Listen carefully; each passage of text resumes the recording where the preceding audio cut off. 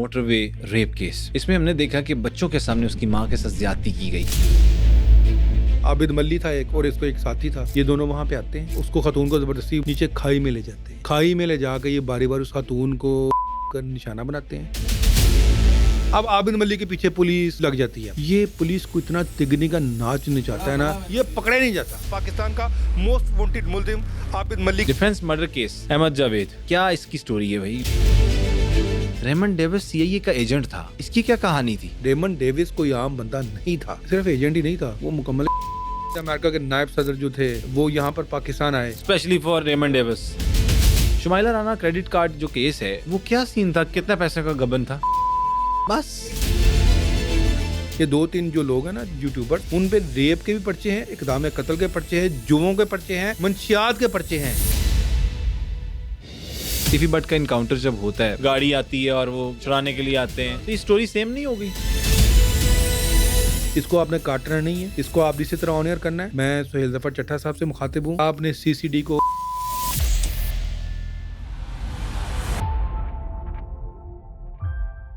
बिस्मिल्लाहिर्रहमानिर्रहीम, अस्सलाम वालेकुम। आप देख रहे हैं दी ब्लू ट्रुथ डिजिटल पॉडकास्ट और मैं हूं अब्दुल सदीक और हमेशा की तरह आपके लिए एक्सक्लूसिव किस्म का एक क्राइम का पॉडकास्ट लेके आपकी खिदमत में दोबारा से हाजिर हुए हैं। आज का पॉडकास्ट बहुत ही अहम होने वाला है। इसमें हम बहुत सी चीज़ें डिस्कस करेंगे अलॉन्ग विद सीसीडी का किरदार, और इसके साथ साथ बहुत से जो मर्डर हुए हैं, कहते हैं नाजायज़ हुए हैं, कई लोग कहते हैं जायज़ हुए हैं। 60% पंजाब में क्राइम की रेशो कम हो गई है बकौल जो न्यूज़ हमें मेन स्ट्रीम मीडिया पे नज़र आती है और हम सोशल मीडिया पे भी देखते हैं। फिर हाफ फ्राई, फुल फ्राई और ये घोड़ा फ्राई आजकल बहुत चल रहा है, तो इसके बारे में भी पूछेंगे।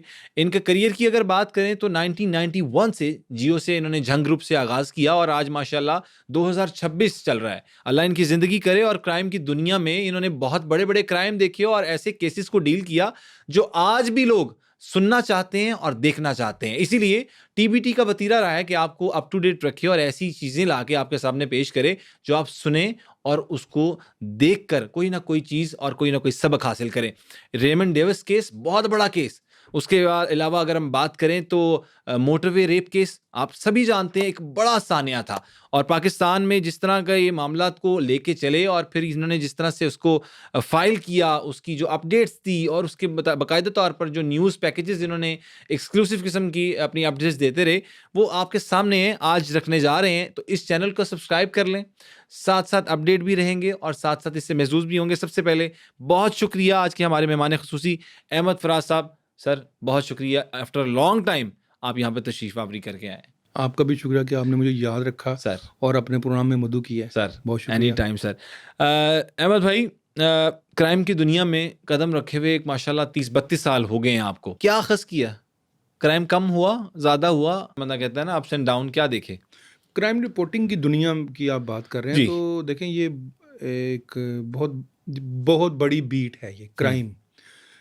शायद आपकी उतनी उम्र नहीं होगी जितना हमने देखा। कभी आपने ये सुना है कि जहाज से कोई बंदा गिरा हो? नहीं। हमने वो भी रिपोर्ट किया है। आप ये पूछेंगे कि वो जहाज में से कैसे गिरा वो? हाँ। ये लाहौर का वाकया है, पाकिस्तान का वाकया है। जहाज से बंदा गिर गया 2009-10 की बात है। मैं यहीं से शुरू करूंगा ना। अब जो नाज़रीन ये सुन रहे हैं, हाँ, उन्होंने तो सिर्फ ये फिल्मों में सुना होगा या कहानियों में पढ़ा होगा, मूवीज में ही देखा हुआ। हमने तो ये रिपोर्ट की है।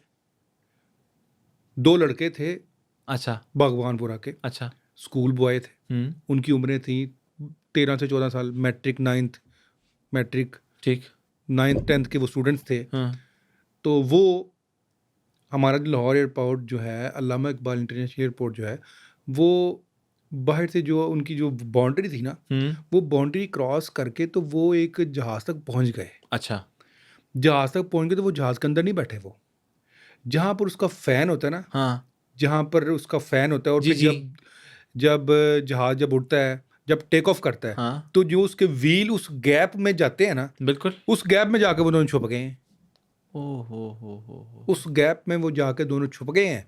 और जब जहाज, फ्लाइट कहाँ की थी कोई पता? ये दुबई की फ्लाइट थी। अच्छा, दुबई जाना चाहते थे? जी दुबई नहीं, उनको नहीं पता कि जहाज कहाँ जा रहा है। उनको ये नहीं पता था कि जहाज कहाँ जा रहा है, ये फ्लाइट कहाँ की है। वो निकल रहे थे कि जिस तरह फिल्मों में देखते हैं हमारे कि जी जहाज में बैठा है बंदा या जहाज के उसके, उन्होंने कोई फिल्म देखी है ना, ठीक है, जिस तरह व्हील मुतासिर हुए हैं, वो जो उसमें बैठे हैं। और जब ये हमारे लाहौर एयरपोर्ट से जब ये जहाज उड़ा है, क्योंकि आपको पता है कि जब जहाज़ टेक ऑफ होते हैं तो वो जब टेक ऑफ होते हैं तो उसके बाद जब वो रवाना होते हैं तो वो सदर की जानिब इधर से निकलते हैं, और जब जहाज़ लैंड होते हैं तो वो डिफेंस की तरफ से होते हैं। यस, बिल्कुल ठीक। ये एक सीए जी, जी, का जी। रूल है ना, बिल्कुल ठीक। सिविल एविएशन का, यस, कि उधर से लैंड होते हैं और इधर से टेक ऑफ होते हैं। ठीक कह रहे हैं। वो जब जहाज़ उड़ा है तो मेरा ख्याल है अभी उसको 2 या 3 मिनट हुए होंगे, तो उसके पायलट ने व्हील जो थे ना वो कोशिश की है कि उनको बंद करे, ठीक। व्हील अंदर जाने, क्योंकि वो इस तरह अंदर बैठा हुआ था, अच्छा, वो लड़का इस तरह अंदर बैठा हुआ था। ठीक। तो बस वो जब उड़ा है तो वो साथ ही गिर गया। ये फैसल कॉलोनी है सदर में, अच्छा, अल फैसल टाउन, ठीक है। वहाँ पर एक घर की छत पे वो लड़का गिरा।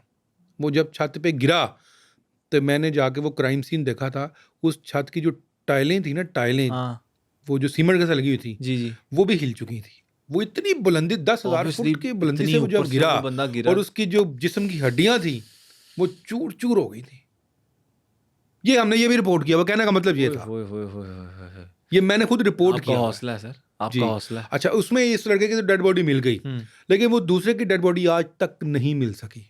अब मेरा ख्याल है शायद वो जो था ना, जब जहाज काफी आगे गया है हाँ, तो वो कहीं जगह गिरा है वो, लेकिन ये नहीं पता, आज तक नहीं उसकी डेड बॉडी मिली, लेकिन वो भी मिसिंग है आज तक। आज और तक इनके missing दोनों के जो स्कूल बैग थे वो एप्रन से मिल गए थे। जो अल्लामा इकबाल इंटरनेशनल रिपोर्ट था ना, अच्छा। उसका जो एप्रन है ना, वहां से वहाँ से bag, bag, school bag school. वहां से मिल गए थे, डेड बॉडी वहां से मिली थी। एक ही डेड बॉडी मिली, जी, एक ही एक डेड मिली, बॉडी एक नहीं नहीं मिली। बड़ा वाकया सर, जी। ये तो मतलब दिल दहला देने ये मैंने वाला रिपोर्ट किया वाकया। हुआ है, जहाज से गिरा लड़का। वाह। इसके अलावा अगर हम देखें और कौन कौन से बड़े, जिस तरह मैंने केसेस का जिक्र किया, हम यहीं से आगाज़ करते हैं क्योंकि टू दी पॉइंट ही हम बात करेंगे ताकि ऑडियंस भी महसूस हो और सुनना चाहे। अहमद फराज साहब, आपने एक बड़ा केस कवर किया और उसको रिपोर्ट भी किया, मोटरवे रेप केस। इसमें हमने देखा कि बच्चों के सामने उसकी माँ के साथ ज्यादती की गई।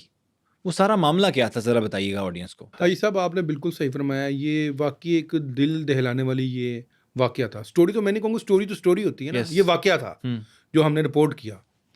वाकई ये वो वाकया था जिसमें एक पाकिस्तान के शहर के हर बच्चा, हर खातून और हर मर्द की ख्वाहिश ये थी कि ये मुल्ज़िमान जो हैं ये पकड़े जाने चाहिए। जी, क्योंकि जिस तरह उन्होंने बड़ी ही, जिसे कहते हैं ना, जुल्म किया था उसमें। सर छोटे बच्चों थोड़ा के सा साथ- एलेबोरेट करेंगे। देखिए, ये शुरू से। खातून थी, उनका नाम तो मैं नहीं लूँगा। जी, वो जी। बेचारी ने पता नहीं किस तरह इस वाक़े के बाद अब तक अल्लाह ताला उनको ज़िंदगी दे, जी, ज़िंदगी सब्र दे। दे। जी, बिल्कुल। वो खातून से निकली थी अच्छा, और वो बरास्ता रिंग रोड वो जाना चाह रही थी, गुजरांवाला। अच्छा, तो जब वो रिंग रोड पर पहुंची तो रिंग रोड जब उन्होंने टोल प्लाजा क्रॉस किया तो 100 मीटर के फासले पर उनकी गाड़ी बंद हो गई। ठीक है, उस बेचारी खातून ने ये गौर नहीं किया था कि उसकी गाड़ी का पेट्रोल ख़त्म हो गया, ठीक, क्योंकि वो अपने किसी रिश्तेदार खातून के साथ में काफ़ी देर अपने बच्चों के साथ वहाँ पर शॉपिंग करती रही किसी शादी में। सही, वो उनको ड्रॉप करके तो बरसता रिंग रोड ही वो सियालकोट जाना चाहती थी। ठीक, और जब वो मोटरवे टोल प्लाजा उसने क्रॉस किया तो 100 मीटर पर गाड़ी बंद हो गई। ठीक है। और जब वो गाड़ी बंद होती है, मतलब देखें, टोल प्लाजा और 100 मीटर बिल्कुल शायद कम ही डिस्टेंस होता है। बिल्कुल इसी साथ तरह- ही। बिल्कुल ऐसे। हाँ, तो अच्छा, जब वो गाड़ी वहाँ पे खड़ी काफ़ी देर रही, वो बेचारी फ़ोन करती रही। अच्छा, उसने मोटरवे का जो था ना कंट्रोल रूम, उधर भी उसने फ़ोन किया कि जी मेरी गाड़ी बंद हो गई है, ठीक, मेरी गाड़ी में पेट्रोल ख़त्म हो गया है, लिहाजा किसी टीम को भेजें। ठीक, टीम वहाँ नहीं पहुँची, टीम वहाँ पर नहीं पहुँची, मोटरवे पुलिस वहाँ पर नहीं पहुँची। फिर उसके बाद क्या हुआ कि क्योंकि अंधेरा था, वो किसी को रोक भी नहीं सकते, क्योंकि वहाँ पे गाड़ियों की जो स्पीड होती है वो 100-120 होती है। बिल्कुल ठीक। अच्छा, उसी दौरान ये 2 डाकू ही कहूँगा, जी, रेपिस्ट जो थे, बिल्कुल आबिद ठीक। मल्ली था एक, और हाँ। इसको एक साथी था। हम्म, ये दोनों जानवर। वहाँ- जी, ये दोनों वहाँ पे आते हैं, ये दरवाज़ा उसको नॉक करते हैं। तो जब वो दरवाज़ा खोलती है तो उसके साथ ज़बरदस्ती करते हैं। जब वो शीशा तोड़ते हैं, वो अच्छा, शीशा तोड़ के वो जब दरवाज़ा खोलते हैं तो खातून जो है अपने पाँव ज़ोर से मारती है उस दरवाजे की तरफ। ठीक, अच्छा, उस दरवाजे की जब वो लगता है ना उसको, आबिद मल्ली को, उसकी हाँ। टांग पे, हाँ, तो वो जख्मी होता है, ठीक, उसको ब्लड नीचे गिरता है सड़क पे। ये बड़ा ठीक। इंटरेस्टिंग है। अच्छा, अच्छा, उसका ब्लड नीचे गिरता है, उसके बाद वो फिर अपनी जो है उसको खातून को ज़बरदस्ती बच्चों को बाहर निकालते हैं, नीचे खाई में ले जाते हैं। खाई में ले जाकर ये बारी बारी उस खातून को निशाना बनाते हैं, ठीक, उसकी हालत गैर हो जाती है। उसके बाद वो वहाँ से चले जाते हैं। ये बड़ी मुश्किल से ये फिर फ़ोन करती है गालबन 15 पे, अपने किसी अजीज़ को फ़ोन करती है। मोटरवे वाले अभी तक नहीं आए, आप ये अंदाज़ा करें। ये सारा वाकया हो चुका है ये सारा वाकया हो चुका है। ये कम से कम 30 से 45 मिनट का ये क्राइम, Approximately. जी ये क्राइम सीन है। हम्म, मोटरवे पुलिस वाले तब भी नहीं आते। ठीक। फिर उसके बाद लोकल पुलिस आ जाती है, क्योंकि 15 पे बार बार कौन फ़ोन कर रही होती है। ये इसको ले जाते हैं कोट ख्वाजा सईद अस्पताल, सही। वो नियरेस्ट था जी। क्योंकि उस जुरिस्डिक्शन में आता था। ठीक है। वहाँ पर इसका मेडिकल होता है। मेडिकल क्योंकि ज़रूरी है, रेप हुआ है। ऑब्वियसली रेप में मेडिकल मेडिकल होता बहुत है। जरूरी है। जी। अभी केस नंबर फिर 9 उसके ड्रामे में बाद- भी उन्होंने बताया कि जी। कितनी इंपॉर्टेंस है फिर मेडिकल उसके की। जी फिर उसके बाद उसका मुकदमा दर्ज किया जाता है। अच्छा, अब मुकदमा दर्ज हो जाता है। मुकदमा दर्ज होने के बाद पूरे मुल्क में हम उसको जाकर रिपोर्ट करते हैं। मैं सबसे पहले वहाँ पहुँचता हूँ, ठीक। उसको रिपोर्ट करता हूँ। तो आपको पता है कि जब ये ऐसा वाक़या जब रिपोर्ट होता है तो पूरे मुल्क में एक जिसे कहते हैं ना हिजाम खौफ। सी कैफियत, खौफ ख़वातीन में। ऑब्वियसली कि खास मोटरवे तौर स्टिल नो, आज भी मोटरवे पे जाते हुए ठीक लोग है। डरते हैं, रोकते नहीं गाड़ी। वो फिर उसके बाद ये कम से कम 1.5-2 माह ये सीन चलता है। मुल्ज़मान पकड़े जाते हैं। और कैसे पकड़े जाते हैं? मैं जब वहाँ पे जाता हूँ ना मोटरवे पे इस क्राइम सीन को कवर करने के लिए, तो मैं अपने लाइव अपने एंकर को ये बताता हूँ कि अगर ये मुल्ज़िम पकड़े जाते हैं ना, तो मुझे लगता है कि यहाँ पे ये मुझे कुछ ब्लड के निशान नज़र आ रहे हैं। ठीक। इन ब्लड के निशानात को अगर फोरेंसिक के लिए भिजवाया जाए तो शायद वो पकड़े जा सकते। ठीक है। और फिर यही हुआ। जो PFSA की जो टीम थी उन्होंने वो सैंपल लिए। अब जब सैंपल लेके उन्होंने अपने डाटा बैंक कहते हैं उसको, जो उनके पास डाटा है ना तमाम मुल्ज़मान का। जी। अच्छा, जो आबिद मल्ली था ना, उस पर मुल्तान में एक खातून के पर्चा दर्ज हुआ था पहले से। उसका सैंपल पहले ही मौजूद था वहाँ तो वो उनके डाटा बैंक में कर गया। जब उन्होंने उस ब्लड को अपने उस डाटा बैंक में डाला, वो मैच कर गया। जब वो मैच कर गया, उन्होंने उसको उठा लिया। अच्छा, जब मैच कर लिया ना, फिर उठाने से मुराद ये था कि उसको पता चल गया कि ये रेपिस्ट कौन है जी, आबिद मल्ली।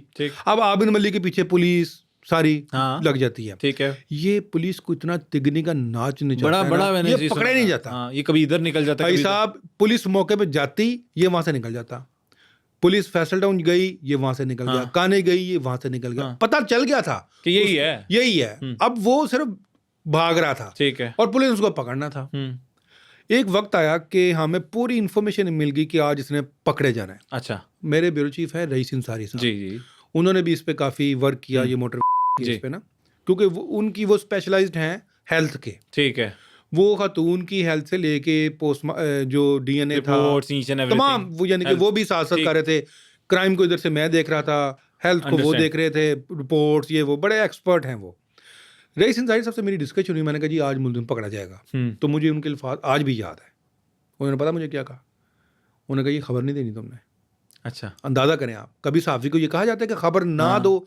उन्होंने कहा मुझे खबर नहीं देनी, अगर तुम खबर दोगे वो अलर्ट हो जाएगा और पकड़ा नहीं जाएगा। और यकीन जाने का वो मैंने खबर वाकई नहीं दी। अच्छा। वाकई नहीं दी। उससे 5 या 6 घंटे बाद ये मुल्ज़िम पकड़ा गया। Very nice. ये फिर हमारी ब्रेकिंग न्यूज़ थी 7 बजे की कि जी मुल्क का इसमें जैसे कहते हैं ना हाई टारगेट, और वो पकड़ा गया। एक बड़ा जो है बहुत बड़ी कामयाबी थी। बहुत बड़ी कामयाबी थी। तो कहने का मतलब ये है कि हमारी पुलिस के पास हमारी, अब तो देखें ना भाई साहब, मैं कहता हूँ कि जो 2000 से पहले 2000 से पहले जो पुलिस थी ना, वो बेस्ट से भी ऊपर थी। हाँ, आज भी हमारे इदारे बहुत अच्छे हैं। ठीक।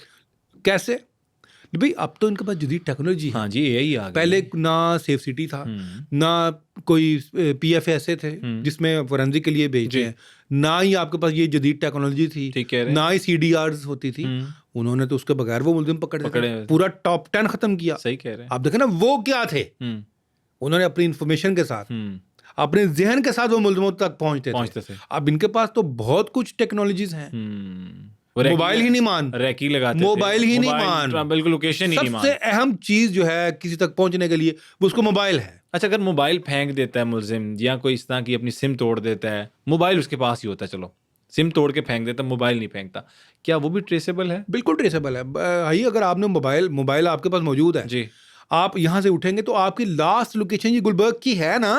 ओके, आप तोड़ दे मोबाइल अपना, फेंक दे नाले में, फेंक दे। आप यहाँ तो आए हैं ना, बिल्कुल ठीक। आप किसके पास यहाँ पे आए हैं? जिसके पास आए हैं उसको पकड़ के तफ्तीश शुरू। हाँ भाई, ये आप जानते हैं ये कौन है? बहुत ज्यादा देखिए, तफ्तीश जो है ना एक बहुत जिसे कहते हैं ना एक लंबा अमल होता है। ठीक। अब तो आसानी होगी काफी ज्यादा।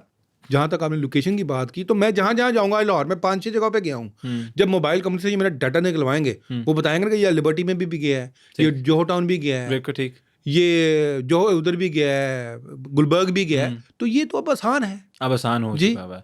अहमद भाई मुझे ये बताइएगा कि एक बंदा है जिसके पास मोबाइल है, वो कहीं बैठा हुआ है और उसके इर्द गिर्द कोई क्राइम सीन हो जाता है, जिस तरह 9 मई में भी देखा कि लोग वहां पर कह रहे थे, कुछ ऊबर्स पे जा रहे थे, कुछ कह रहे थे हम रेस्टोरेंट पे बैठे थे, लेकिन जियो फेंसिंग में उनके नाम आ गए। उसने अब साबित करना है इदारों को कि मैं वहां मौजूद नहीं था। उसने ये अपना साबित करना है इदारों में कि भाई मैं उधर किसी के घर बैठा हुआ था, किसी के रेस्टोरेंट पे बैठा हुआ था, मैं किसी की गाड़ी के अंदर मौजूद था, लेकिन उसके इर्द गिर्द हो गया ये सीन। किस तरह साबित करे वो? देखें भाई साहब, इसको एक कानून में एक लफ्ज़ यूज़ होता है हमारी तफ्तीश में, पुलिसिंग में, एलिबाई। अच्छा। अब एलिबाई उसकी क्या आ रही है, उसमें उसकी अगर उसकी मौजूदगी वहाँ पे है, उसको साबित करना है ना हमने, उसके लिए हमें शहादत चाहिए। मिसाल के तौर पर हम यहाँ पे बैठे हैं, आपके मोहल्ले में कोई वाक़या हो जाता है जी, मोहल्लेदार कहता है जी हाई साहब ने मर्डर कराया है, तो एलिबाई क्या बता रही है, शहादत क्या है? हाँ जी, शहादत ये है कि आप यहाँ बैठे हैं, ठीक है, ये भी एक शहादत है। अच्छा, शहादत होती है 3 किस्म की। एक तो ये हो गई, एक नंबर 2 जिसे हम अब ये जो होती है डिजिटल शहादत, जैसे ये मोबाइल, हाँ, फोरेंसिक, ये एक शहादत ये गूगल की भी कहते हैं अब वो मानी जाती है इदारों में, गूगल की लोकेशन के हिसाब से। एक शहादत वो होती है जिसमें आप खुद फिजिकली जाकर बताते हैं कि हाँ जी मैंने देखा ये वहाँ पे मौजूद था। ये शहादत 3 किस्म की होती है। ठीक है। तो ये साबित करना पड़ेगा ना कि अगर आप के पास मोबाइल, आपकी शहादत बता रही है कि आप यहाँ पे हैं, शहादत फिजिकल भी तो चाहिए, हाँ जी हाई साहब ने ये किया है। बिल्कुल ठीक, ये साथ चाहिए ना, ये साथ सिर्फ मौजूद मोबाइल में यहाँ पे मौजूद हूँ। हाँ जी। अगर यहाँ पे कोई क्राइम हो जाता है तो जरूरी तो नहीं वो मैंने किया है, ऑब्वियसली किसी की शहादत तो होगी ना, किसी ने देखा तो होगा भाई किसने की है। जी। ये तो आप पुलिस को चाहिए, इन्वेस्टिगेटिव जो इदारे हैं उनको चाहिए कि वो तफ्तीश ईमानदारी के साथ करें। मैंने हर किसी को टकरा लगाएं, ठीक हो गया, ईमानदारी के साथ तफ्तीश करें ना वो। बिल्कुल ठीक। अगर उसमें A-B-C कोई इसमें इन्वॉल्व है, किसी ने देखा है, तो उसकी शहादत डालें ना। इस तरह ये मोबाइल की वजह से तो किसी को आप कातिल साबित तो नहीं कर सकते आप, बिल्कुल ठीक, या किसी को आप मौजूद है। जी बिल्कुल ठीक हो गया। आगे चलते हैं। मुझे बताइएगा अहमद फराज साहब कि आपने इतने इतने बड़े केसेस को देखा, रेमंड डेविस भी आपने कोट किया। रेमंड डेविस CIA का एजेंट था, इसकी क्या कहानी थी जो आप एक्सक्लूसिव अभी बिल्कुल वो CIA का एक जो शेयर ना की हो उन्हीं का एक वो था, मुलाजिम में कहेंगे, एजेंट कह लें, जो मर्जी कह लें। तो ये वाकया है गालिबन, ये भी 2009-10 का वाकया है। तो 2010 का वाकया है बिल्कुल। तो देखिए वो सिर्फ एजेंट ही नहीं था, वो मुकम्मल एक शूटर भी था। अच्छा जी, आप देखें ना, वो जो 2 मर्डर उस पर पड़े थे, हाँ, वो उसने गाड़ी से बाहर निकल के किए थे, गाड़ी में बैठे किए थे। और जब उन दोनों ने गालिबन वो फ़हीम, और उनका नाम मुझे भूल गया लड़कों का, दोनों डाकू थे, क्योंकि जब रेस्क्यू वालों ने उन डेड बॉडीज को उनकी डाला था ना गाड़ियों में, तो उनकी जेबों से 4-4, 5-5 मोबाइल निकले थे। ओके, वो पीछे डकैतियां करके आ रहे थे, उन्हें क्या पता था आगे और उनका रिकॉर्ड भी था, वो रिकॉर्ड याफ्ता मुलजिम थे वो। ठीक, रिकॉर्ड याफ्ता थे वो, उनका क्रिमिनल रिकॉर्ड था डकैतियों का। अच्छा देखें ना, अब जब उन्होंने उसको रोका है, उन्होंने दरवाज़ा उसकी गाड़ी के इस तरह नॉकिंग की है, जब उसने शीशा तो नीचे नहीं किया ना, सही, उसने शीशा ना नीचे किया है, ना वो खुद बाहर निकला है। उसने अपनी गाड़ी में बैठे बैठे ऐसे उसने अपना वेपन चलाया है और दोनों मार दिए उसने। आप मुझे बताएं वो किस किस्म का शूटर था कि उसके वेपन से निकली हुई गोली किसी राहगीर को नहीं लगी, उन दोनों को लगी जो मारना चाहता जी, जो उसको लूटने आए थे। स्ट्रेंज एक्सपर्ट था वो, मुकम्मल एक्सपर्ट था वो। रेमंड डेविस कोई आम बंदा नहीं था, वो पूरा उनका शूटर था, वो पूरा एक्सपर्ट था, पूरा एक्सपर्ट था। उसने गाड़ी में बैठ के जो फायरिंग की, उसने देखा ना, उसने सेल्फ डिफेंस में की है ना, क्योंकि अगर वो ना मारता, क्योंकि उन्होंने उसको गन दिखा रहे थे, वो शीशा उसने गाड़ी के अंदर से फायर किए हैं, जो गाड़ी के अंदर से फायर जो क्रॉस हो गए उन दोनों को लगे। आप खुद ही अंदाजा कर रहे हैं। इसका पूरा का पूरा एक्सक्लूसिव किस्म का क्रक्स का निकला था मेनली केस का। फिर जब उसके बाद वो देखा ना, इस पे कत्ल के इल्जामात फिर हुए, फिर उसको फिर दे दी हमारे कत्ल के इल्जामात नहीं हुए थे, बाकायदा पर्चा हुआ था उस पे। फिर उसके बाद वो जब अमेरिकन एम्बेसी तक आया, उसने हॉलीडे इन के बाहर से जाके जब गाड़ी 1 वे भगाई है, तब उसने एक लड़के को मारा। 3 लोग जी, एक गाड़ी लड़के को हिट की, उस गाड़ी उसको मारा उसने। वहाँ तो वो मजांग में तो वो जेल रोड पर तो मार के आया था ना, यहाँ पे गाड़ी में बैठे उसने एक लड़के को मारा, मोटरसाइकिल सवार था एक। उसकी क्या वजह थी उसको मारने की? 1 वे आ रहा था ना, भागा था वहाँ से। ठीक, वन में आ रहा था। अच्छा वो जा रहा था एम्बेसी में जाना चाह रहा था वो, लेकिन उस पर जाने से पहले ही उसको पुलिस ने और लोगों ने राउंड अप कर लिया था। ठीक। वो जा नहीं सका और फिर पकड़ हो गई। फिर उसकी पकड़ हो गई, फिर मुकदमा दर्ज हो गया, फिर काफ़ी शोर मचा। फिर अमेरिका के नायब सदर जो थे वो यहाँ पर पाकिस्तान आए। अच्छा, उन्होंने यहाँ स्पेशली फॉर रेमंड यहाँ पे डेविस। जो बाइडन आए थे यहाँ पे, मुझे याद है वो तब नायब सदर जब ये वाक़या हुआ था, तो वो आए थे यहाँ पे। उन्होंने आके फिर इसको रेस्क्यू करने की कोशिश की। उन्होंने आके जो भी बात करनी थी गवर्नमेंट के साथ, फिर खैर उन्होंने जो मकसूलीन थे उनको उन्होंने काफ़ी पैसे वैसे दिए उन्होंने, तो उसके बाद फिर वो यहाँ से छुड़ा के ले गए थे उसको। चले गए जी शुमाइला राना क्रेडिट कार्ड जो केस है वो भी आपने कवर किया। बिल्कुल मैंने कवर किया, बिल्कुल उसकी सारी इन्वेस्टिगेटिव स्टोरी मेरी थी वो क्या सीन था? क्रेडिट कार्ड एक सुखचैन से चोरी होता है, बिल्कुल। उसके बाद फिर एक स्टोरी लंबी चलती है, वो हाँ, क्या ऑडियंस को वो जरा भी बताते बताइएगा। हैं जी। ये भी गालबन 2010 की ही है ये वाक़या है। खातून जो थी वो एमपीए थी, और ये सुखचैन ये क्लब है यहाँ पर, हेल्थ क्लब है जी। ये, यहाँ पर वर्जिश करने के लिए आती थी। अच्छा। और यहाँ पर एक फिरोज बड़ी मशहूर मारूफ एक कंपनी है, कंपनी थी, किताबें सेल करते हैं। तो उसके जो ऑनर थे उनका नाम है मुकीत सलाम। ठीक। उनकी बहन थी ज़ारा, वो भी यहाँ पर वो आती थी। अच्छा। एक क्लब है वहाँ पे, वो हेल्थ क्लब था, वर्जिश करने के लिए आती थी। तो वो अपना कहीं बैग उन्होंने साइड पे रखा हुआ था, तो ये मोहतरमा जो थी शुमाइला राना, इन्होंने उसके बैग से उसका क्रेडिट कार्ड निकाल लिया। क्रेडिट कार्ड निकाल के तो ये सदीक ट्रेड सेंटर है, यहाँ पर 2 ब्रांड से, एक कपड़ों का और एक गालबन ज्वेलरी का था, भी एक था एक और था। यहाँ पर जाकर उन्होंने क्रेडिट कार्ड इस्तेमाल करके शॉपिंग कर ली। अच्छा। जब उन्होंने शॉपिंग कर ली तो जब शॉपिंग की तो ये मुकीत सलाम जो थे, उन्होंने अपनी बहन ने अपने भाई को बताया। तो वो फिर मेरे तक ये बात पहुंची। फिर बाकायदा मैं वहाँ पे गया, जाकर मैंने सीसीटीवी फुटेज देखी। अच्छा, उस सीसीटीवी फुटेज में भी शुमाइला राना आई थी। फिर उन्होंने एक जाली फ़ोन किया, यूबीएल बैंक का था कार्ड। अच्छा। कि जी इतना बैलेंस है, आप इसको क्लियर करें। वो सारी ऑडियो टेप भी मैंने प्रोवाइड की, मैंने वहाँ से निकलवाई, अपने सोर्सेज से निकलवाई। तो जब वो ऑडियो टेप चली और ये सारी कहानी जब खुली, तो उसके बाद शहबाज शरीफ, क्योंकि वो वज़ीर आला पंजाब थे जी, उन्होंने फौरी तौर पे इससे इस्तीफ़ा ले लिया था, उसको हटा दिया था उन्होंने। बहुत बड़ा स्कैंडल था। कितना पैसे का गबन था? ये 80,000 का, सिर्फ बस 80,000 की शॉपिंग की और उस बीबी ने अपनी एमपीशिप खत्म करा ली। लालच बड़ी बुरी बला है। बिल्कुल, ये हकीकत है। ये बहुत बड़ी स्टोरी थी जो हर नेशनल मीडिया की टॉप, जिसे कहते हैं ना, वो होती थी हेडलाइन, टॉप स्टोरी वही होती थी। कोई ऐसा केस आपने कवर किया हो जिससे आपका दिल भी रो पड़ा हो? वो बिल्कुल आपने, है तो वैसे कई हैं। कोई एक ऐसी स्टोरी जो आपने अभी तक ऑडियंस के साथ शेयर ही ना की हो? मजंग में एक शख्स था, उसने अपने 3 बच्चों को ना जहर दे दिया था। तो जब बच्चों को इस तरह मारा जाता है, जब उनको इस तरह कत्ल किया जाता है, तो ज़ाहिर है फिर दिल दुखता है। हम भी बच्चों वाले हैं सब। ऐसी स्टोरी पे हमने ये तो नहीं जाके कोई रिपोर्ट की। कहते हैं क्राइम रिपोर्टर का तो दिल पत्थर का हो जाता है। नहीं, ऐसी बात नहीं है, झूठ है ये। हम पत्थर का नहीं हो जाता, हमने तो हर क्राइम सीन देखना होता है। आप देखें ना, जब ये मनामा में जब इंसिडेंट हुआ था, मैं वहीं पे मौजूद था। मेरे सारा दिन हम वहीं पे थे। आपने भी वो इवेंट कवर किया होगा, 2009 की बात है। आप मुझे बताएं, हमें अंदर से धमाकों की आवाज़ें नहीं आ रही थी? हम तो वहीं पे मौजूद थे ना। बिल्कुल ठीक। वहाँ पर जो सुसाइड बॉम्बर आए थे, जिन्होंने जहाँ पर जवानों को शहीद किया, फिर शहीद करने के बाद उन्होंने खुद को ब्लो कर लिया, हम वहीं पे थे। आवाज़ें हमें बाहर आई, जोरदार जब धमाके हुए। डर नहीं लगता था? नहीं, देखिए वो तो हमारा तो एक रोजगार है, हमने रिपोर्टिंग करनी है, हम सहाफ़ी हैं जी।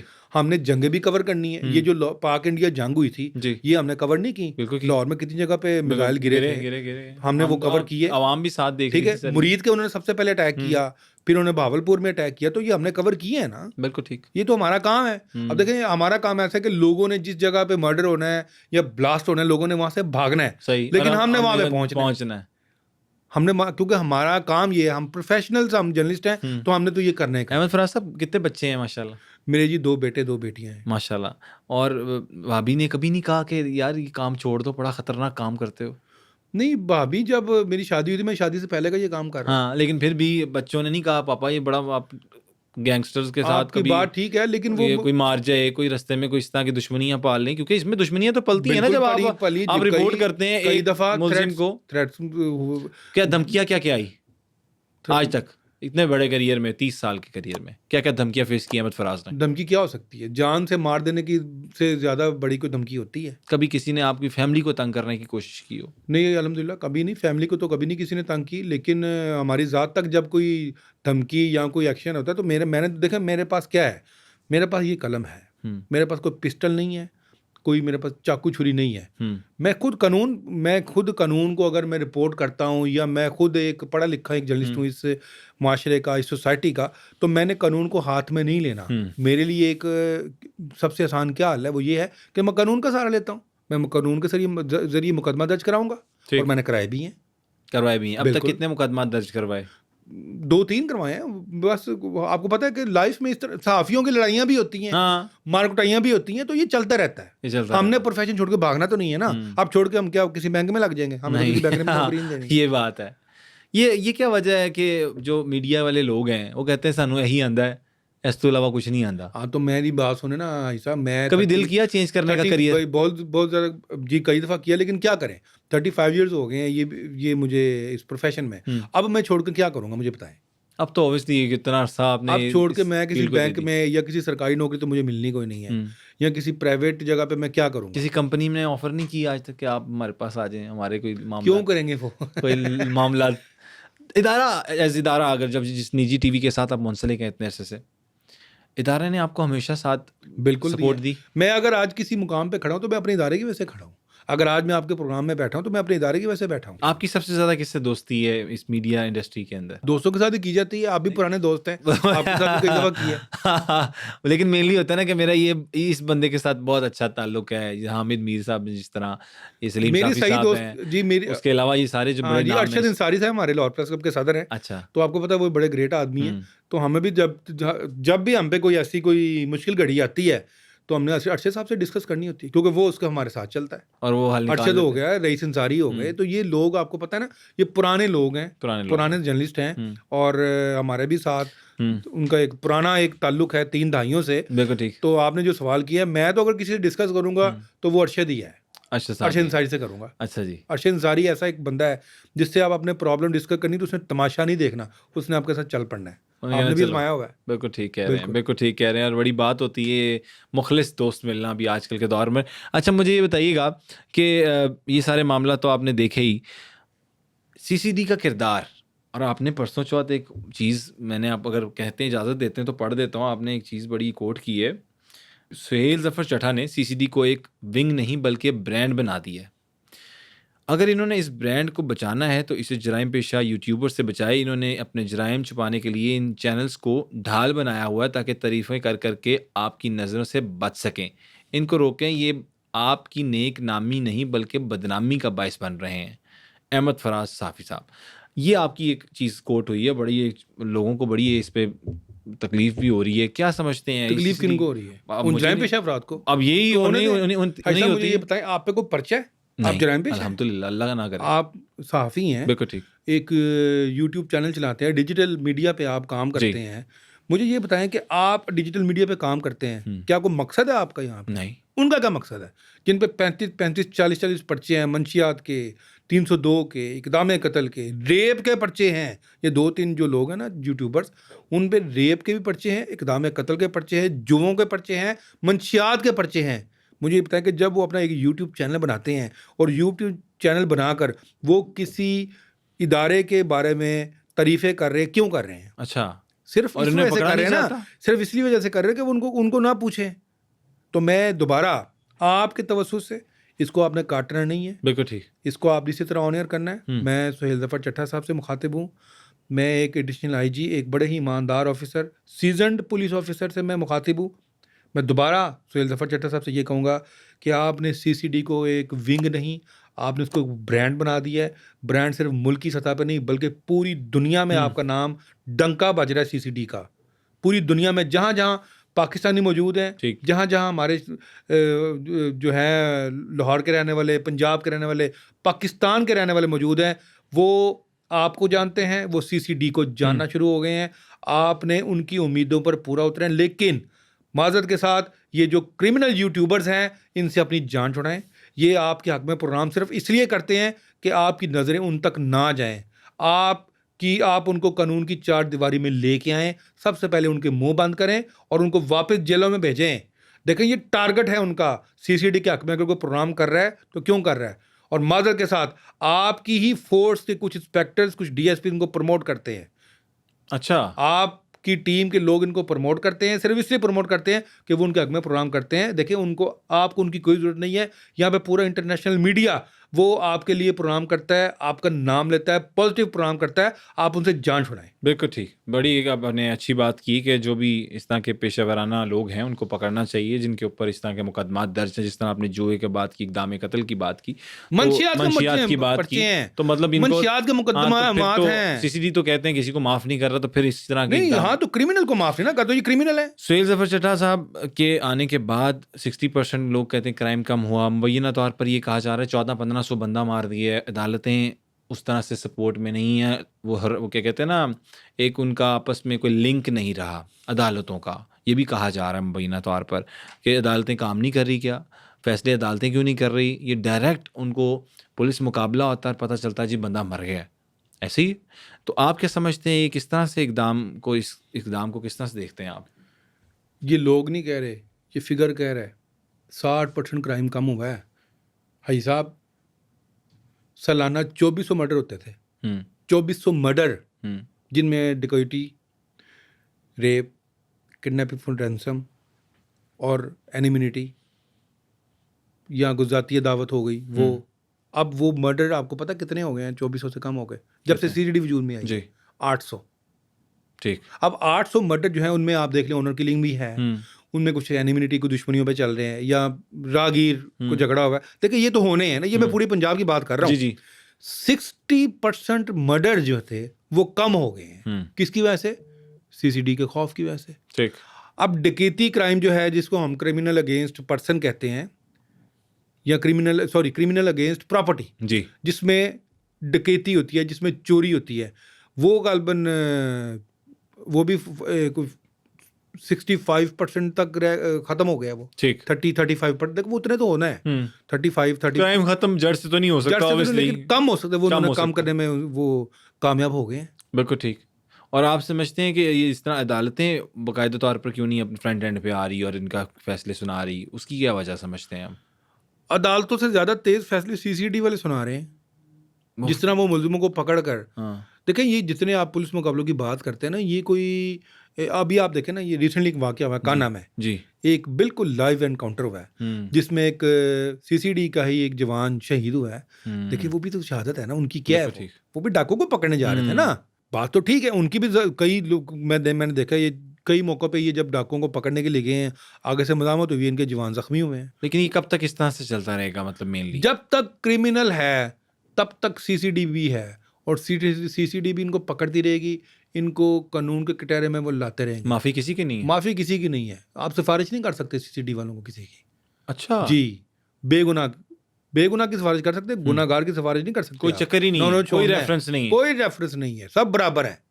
देखें, उन पे इल्ज़ाम था कि जो उन्होंने तीफी भट्ट को मारा है। मुझे ये बताएं कि तीफी भट्ट पाकिस्तान का, शहर का, पंजाब का सबसे तगड़ा बंदा था। वो तगड़ा ही था ना। क्या वैसे अंदर की डिटेल आपके पास उस केस के मतलब भी? तीफी भट्ट वो भी देखिए, वो उसको कराची से लेके आ रहे थे।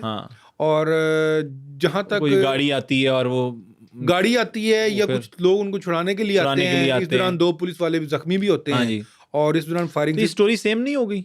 नहीं, ये होता है, थानों में भी हमले होते हैं, थानों में कई होते हैं, लेकिन मैं कह रहा हूँ कि हर दफा यही खबर सुनने को मिलती है। तो जो होगा वाकया, जिस तरह वो फेस करेंगे, उन्होंने उसी को इसी तरह बताना है ना मीडिया को। ठीक। हम कोई मौके पे तो मौजूद नहीं होते। हमें तो हम मुकाबले को मुबैना मुकाबला क्यों लिखते हैं? मुझे बताएं आप। इसीलिए के लिए बयान किया, ये उनका बयान है। हम वहाँ पे मौके पे तो नहीं होते। हम तो ये कहते हैं ना कि मुबैना मुकाबले में 2 मुल्जिम हलाक या 3 मुल्जिम हलाक या 1 मुल्जिम हलाक। हमें तो जो बयान किया जाता है, जो बयान दिया जाता है, हमने तो उसी तरह उसको रिपोर्ट करना होता है। बिल्कुल ठीक है। तीफी भट्ट का इनकाउंटर जब होता है तो उस पे आपने क्या केस को देखा, एनालाइज किया, या कुछ इसकी चीज़ें निकाली? देखें, वो इनकाउंटर जो था वो रहीम यार खान के इलाके में हुआ था, और हमारी इन्फॉर्मेशन के मुताबिक जब दुबई से उनको पाकिस्तान लाया जाता है तो वो लैंड होते हैं कराची में। ठीक। और फिर कराची से जो पुलिस थी, हमारी लाहौर पुलिस, सीसीडी की जो पुलिस थी, वो उनको बाय रोड जो है ना, वो उनको फिर पंजाब यानी कि लाहौर ला रहे थे। और लेकिन रहीम यार खान के पास ये ज़रा मुखबरी हुई है या किसी को पता चला कि वो यहाँ पे जा रहा है, तो वहीं पे ये वाक़या हुआ और उनको वो हलाक हुए हैं पुलिस मुकाबले में। ठीक, तो उसके उनके बड़े भाई ने तो बहुत ज़्यादा कहा कि गवर्नमेंट ने मेरे साथ अच्छा नहीं बिल्कुल किया। जो, लेकिन उसके बड़े भाई फिर चुप कर गए हैं। चुप क्यों कर गए हैं? वो ख्वाजा अजहर गुलशन जब जी। थे उन्होंने ज़ाहिर शोर तो बहुत मचाया था, ऑब्वियसली हम लेकिन देखते उसके रहे। बाद तदफीन के बाद वो बिल्कुल खामोश हो गए। गवर्नमेंट का स्टांस और सीसीडी का स्टांस अब यही है कि भाई कोई बचेगा नहीं, नहीं, कोई बच्चे की बात नहीं है। क्रिमिनल। मैं कहता हूँ जी गवर्नमेंट का जो स्टैंड है ना वो यही है कि क्राइम खत्म हो। क्राइम खत्म हो। बड़ा अच्छा इकदाम है मुझे और ये पंजाब साहिबा होना जो भी है, चाहिए। मरीम नवाज मरीम साहिबा नवाज जो है, साहिबा बड़ा वो काम कर मैं रही तो बताऊंगा आपको, सही बात करूंगा, वो इस कौम को, इस हजूम को ना वो कौम बनाने की कोशिश कर रही है। मैं आप किसी इशारे से गुजरता हूँ तो गाड़ियां ज़ेब्रा लाइन से पीछे हैं। ये क्या है? ये कौम बन रही है ना। मुझे खुद 9,000 के चलान आए हुए मेरी गाड़ी में पड़े हैं। वो क्या है? मैंने सिग्नल नहीं तोड़ा, लेकिन लाइन और लेंथ की वजह से ओवर स्पीडिंग के वो मुझे चलान आए हैं। लाइन चेंज की, चलान वो मुझे आए हैं, वो मैंने वो पे करने हैं। आज मुझे रिसीव हुए, मुझे मैसेज भी आया है। तो ये कहने का मतलब ये है कि चाहे वो पीरा फोर्स है, चाहे वो सीसीडी है, चाहे वो ट्रैफिक पुलिस है, पिछले दिनों तो एक ये वीडियो CN एक साहबा जो असिस्टेंट है, कमिश्नर की निकली पैरा फोर्स की, आपने देखी? जब वो 10 बजे दुकान बंद करवाने चली गई, उन्होंने कहा ये तो बाहर की दुकानों के लिए है, हमारे लिए नोटिस नहीं है। वो आपने शायद वीडियो देखी हो। तो ठीक है ना, निकलना चाहिए ना, अफसरों को बाहर निकलना चाहिए ना, कानून पे अमल दरामद कराए ना। अगर आज का ऑर्डर ये है कि जी 8 बजे दुकानें बंद होनी है तो होनी चाहिए, बिल्कुल होनी चाहिए। मैं जाता रहता हूँ बाहर, लेकिन उनकी उस दुकान का ऑर्डर 12 बजे बंद होनी थी, वो 10 बजे वो ऑर्डर चली गई। किसने किया उसको 12 बजे का? किसने कहा? गवर्नमेंट नहीं। कौन सी गवर्नमेंट है? गवर्नमेंट क्या है? स्टेट क्या है? डीसी स्टेट है, एसी स्टेट है, डीपीओ स्टेट है, डीआईजी स्टेट है। उसको ऑर्डर ये किसने दिया है? अगर उस इलाके की एसी या डीसी वहां पे जाके उसको ये कह रहा है कि तुम दुकान बंद करो, और वो कह रहा है जी मेरे पास ऑर्डर है, वो ऑर्डर उसको किसने दिया है? एलडी वालों ने दिया उसको ऑर्डर, या कॉर्पोरेशन वालों ने दिया है? स्टेट क्या है? स्टेट तो वही है ना, डीसी है ना, एसी है ना। उनको उस पे अमल दरामद करना पड़ेगा, उसकी बात माननी पड़ेगी। मतलब अब किसी की बदमाशी नहीं चलेगी, कोई बदमाशी चलेगी में कोई चक्कर ही नहीं है, कोई बदमाशी चलने दी नहीं जा रही। हम कर रहे हैं बदमाशी को, मुझे बताएं। साफी को पहले कितनी करते थे? मैं वही मुझे बताएं ना। मेरा सवाल ही हमारा चलान आ रहा है ना, आपका भी चलान होता है। बिल्कुल ठीक कह रहे हैं। तो ये खत्म हो गया, आप कानून सबके लिए बराबर है। यहाँ पे मरीम नवाज साहबा बहुत अच्छा काम कर रही बिल्कुल कर रही हैं। वो इस कौम को, जो इस हजूम को ना, ये जो हमारी कौम है उसको कौम बनाने की कोशिश कर रही है। वो नहीं, बहुत इकदाम किए हैं और ये पंजाब गवर्नमेंट। और आप देखें, मैं बताता हूँ कि मैं कसूर से आ रहा था लाहौर, और साइडों पर मैं देख रहा था कि सफाया फिरा हुआ। हाँ, जो दुकानें वो गिरा दी थी, जो गैर कानूनी काम। सहूलत बाजार देखे आप बिल्कुल किस तरह से उन्होंने सर, आप हाल रोड में चले जाएं, मोंटगोमरी मार्केट में चले जाएं आप, जहाँ पे गाड़ियाँ आप सही करवाते हैं, उन्होंने एक लाइन लगा दी है कि इस गाड़ी से डबल पार्किंग नहीं आपने करनी। बिल्कुल ठीक। एक तासुर दिया जाता था अहमद भाई कि जब क्राइम रिपोर्टर थाने जाता है ना, एसएचओ खड़े होकर सलाम करता है, डीएसपी भी मिलता है झुक के, कि ये तासुर ठीक है। तो ये मेहरबानी, अगर वो इज्जत क्या वजह है? क्या आप लोगों के पास गिद्दर सिंह होती है क्राइम रिपोर्टर के पास? कोई गिद्दर सिंह नहीं होती। सच बता दिया जिस प्रोग्राम मैं सही बता रहा हूँ, हम हाई साहब बिल्कुल ठीक बता रहा हूँ। अगर वो हमारे जानने वाले हैं तो हमारे पास भी, हम भी दफ्तर में जब ऐसे बैठे होंगे, कोई आएगा तो हम भी उसको उठकर मिलेंगे। तो ये तो कल्चर है हमारा। अगर मेरे लिए एसएचओ या डीएसपी उठता है तो ये हमारी सोसाइटी का कल्चर है। तो हमने ये सुना है कुछ क्राइम रिपोर्टर इतने मतलब फुल, उनका एक ऑरा ऐसा होता है, स्ट्रांग होते हैं, वो कहते हैं बाहर काटो, तो निकाल के ऐसे नहीं होता। ये बात सिर्फ ना बातों की हद तक है। आप जाके किसी को कह के देखें ना, हमने तो ऐसा कभी काम नहीं किया। वैसे तो मैं कोशिश करता हूँ कि थानों में ना ही जाना पड़े। आप नहीं, मतलब इस तरह क्यों जाए हम थानों में? हम जाके उनके कामों में क्यों हम दखल अंदाजी करें? वो अपना काम कर रहे हैं। हाँ, अगर बेगुनाह पकड़ा है तो हम किसी अफसर को कहेंगे इसको चेक कर लें आप। बिल्कुल ठीक है। डिफेंस होना भी यही चाहिए। बिल्कुल होना भी यही चाहिए। डिफेंस मर्डर केस, जी, अहमद जावेद, क्या इसकी स्टोरी है भाई? मुझे थोड़ा सा ये भी बताएं। बड़ी एक हाइप क्रिएट हुई और उसके बाद फिर देख रहे हैं अभी तक चल ही जा रहा है। बड़ा एक सीन था जो कि सोशल मीडिया पे भी बहुत देखने में मिला, और वीडियो भी देखा कि डायरेक्ट फायरिंग और फिर कत्ल हो जाता है। एक सुना मुलजिम भी उनके वालिद साहब के कॉल के जी बाहर आ गया है। देखिए भाई साहब, बड़ा ही अफसोसनाक वाक़या है ये। आदिल शीर साहब हैं, बड़े एजुकेशनिस्ट हैं वो। उनका बेटा था अहमद जावेद, वो मर्डर हुआ है। उसकी बिल्कुल हम उसकी मजम्मत करते हैं। जवान बच्चा था, किसी का बाप था, वो किसी का भाई था। इस पे तो जिसे कहते हैं कोई दूसरी राय नहीं है कि वो वाकई एक जुल्म था जिस तरह वो मर्डर हुआ है। जहाँ तक आपका ये सवाल है कि एक मुलजिम जिसकी बेल हो गई है, गालबन आप अब्दुल्ला की बात कर रहे हैं। जी। देखिए, वो बेल अगर उसकी हुई है तो वो अदालत ने बेल दी है ना, हाई कोर्ट ने बेल दी है।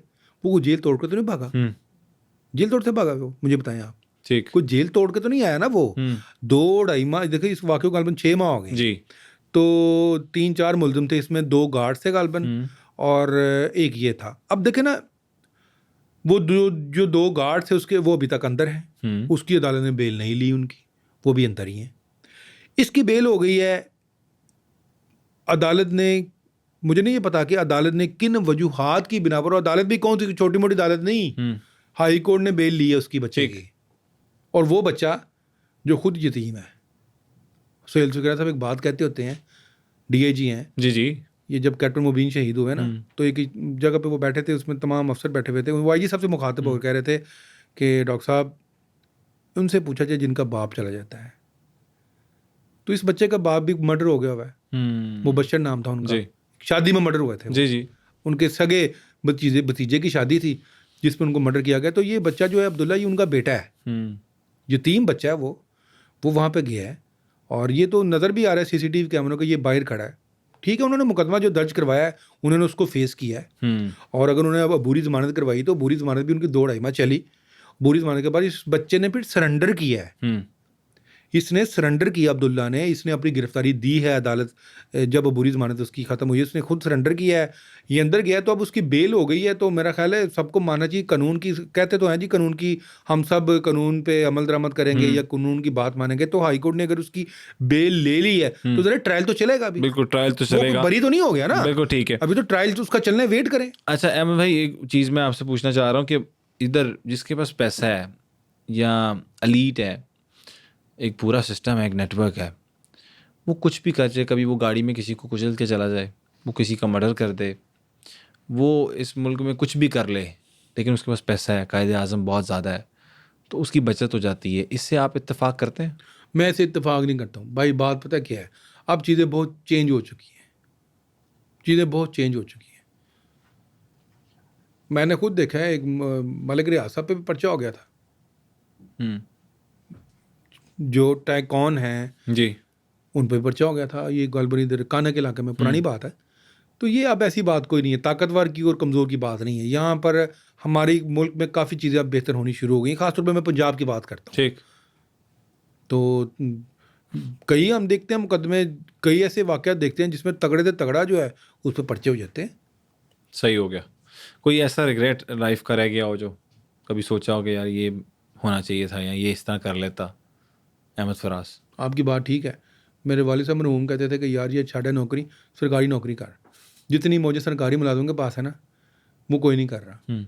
और बात ठीक है। अब ये देखें, ये लॉकडाउन लगा है, हाँ, ये लॉकडाउन सिर्फ उनके लिए लगा है। हम और आप तो काम कर रहे हैं, हाँ, प्राइवेट सेक्टर जितना भी है ऐसे ही वो सारे हफ्ते में 6 दिन आ रहे हैं। हकीकत है। और वो क्या कर रहे हैं मुझे पता, वो तो पहले काम नहीं करते, लॉकडाउन उनके लिए चल रहा है। बड़ी खूबसूरत बात है। तो बहुत शुक्रिया अहमद भाई, आपने टाइम निकाला और जिस तरह से आपने तफसील बताई केसेस के हवाले से। उम्मीद करते हैं लोगों ने सुना होगा और लोगों ने इस केसेस को सुन के कुछ ना कुछ हासिल किया होगा। और यही बात है कि टीबीटी आपको कोशिश यही करता है डिजिटल के प्लेटफॉर्म कि आपको कोई ना कोई ऐसी चीज़ दे के जाए जिससे आप कुछ ना कुछ सीख सकें, कोई ना कोई एजुकेशन हासिल कर सकें। तो क्राइम कम हो रहा है, पंजाब गवर्नमेंट इस पे पूरा काम कर रही है। सीसीडी का इकदाम, सुहेल ज़फ़र चड्ढा साहब का जो इकदामात हैं, जिस तरह से क्राइम को कम करने की कोशिश की जा रही है, आपको भी सराहना चाहिए। और अगर आपकी कोई राय है तो कमेंट सेक्शन में ज़रूर कीजिएगा। तब तक के लिए अपने होस्ट अब्दुल अलीस सिद्दीक को इजाज़त दीजिए। अपना बहुत ज़्यादा ख्याल रखिएगा। इंशाल्लाह दोबारा मिलते हैं। अल्लाह हाफ़िज़ नासिर।